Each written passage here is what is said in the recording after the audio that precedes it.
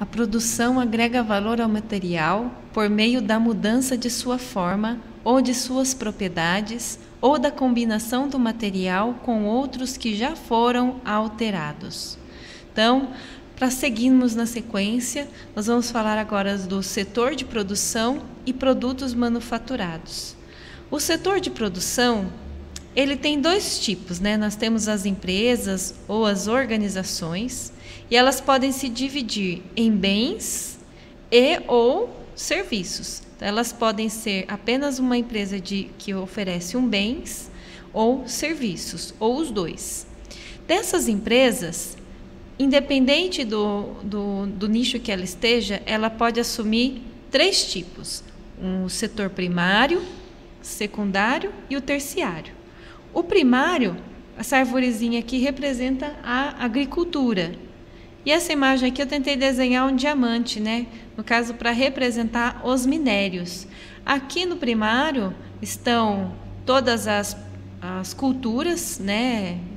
Por exemplo, milho, soja, maçã, banana, são empresas de commodities, tanto aqui na parte café, e aqui o minério de ferro, a bauxita, o petróleo. Então, elas estão aqui no setor primário. E no setor secundário, converte em produtos os produtos oferecidos no primário. Então, ela converte, certo?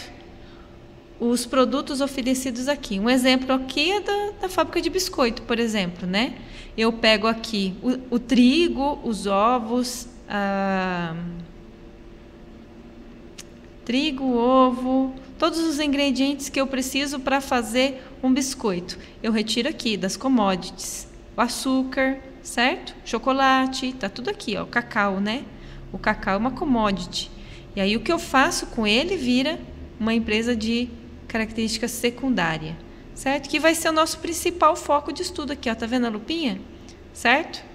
São as empresas engajadas na produção. Aqui, por ela ser uma empresa de commodity, normalmente o processo de industrialização, de automação, não é muito o nosso foco. O mercado que mais absorve profissionais como do tecnólogo e mecatrônica, é voltado para esse tipo de nicho aqui. E temos os de serviço, certo? Que é a nossa proposta aqui da cafeteria para trabalhar nesse setor, no setor terciário, no setor de serviço. Agora vamos aqui. Eu tenho os setores de processo versus os setores de produtos, certo? Quem seriam os setores de processo?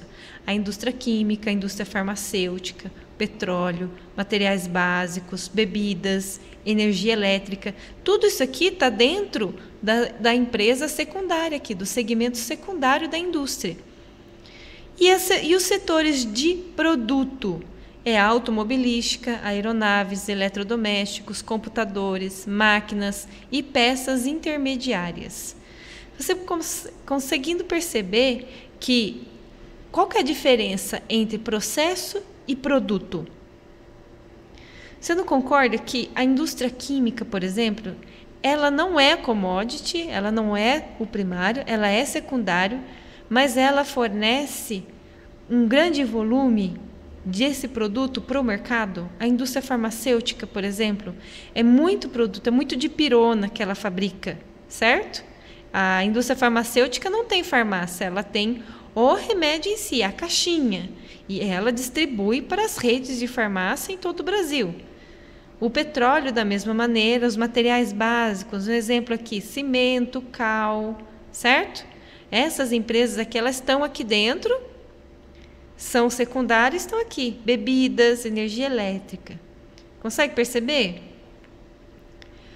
Aqui, automobilística, ou seja, eu pego... Aqui também, ó, tá vendo? As peças intermediárias, elas podem se comunicar aqui com a automobilística. Um exemplo disso são os fornecedores autorizados, certo? Que fabricam as peças, por exemplo, a automobilística, ela é uma montadora, certo? E aí ela tem as peças intermediárias, o pneu, o banco do carro, o capô, os vidros, certo?